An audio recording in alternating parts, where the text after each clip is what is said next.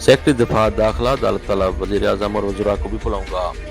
Justice موصر Akhtar Kayani اسلام آباد high court شاعر احمد فرحات کی بازیابی سے متعلق کیس میں سیکٹری دفاع اور سیکٹری داخلہ کو آج طلب کرتے ہوئے سیکٹری کمانڈر ISI کے بیان پر عملی رپورٹ پیش کرنے کا حکم دیا ہے۔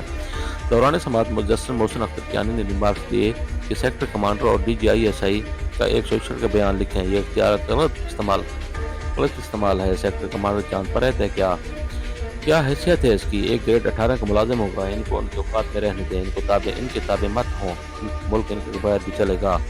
عام آدمی کیوں آپ کو برا بھلا نہ کہے؟ آپ پہلے دونوں سیکٹری پیش ہوں، پھر وزیر اعظم کابینہ میں وزراء کو بھی بلاؤں گا۔ ادارے جو کر رہے ہیں اس کی سزا سب نے بھگتنی ہے، ڈریں اس وقت سے جب سب اغوا ہو جائیں۔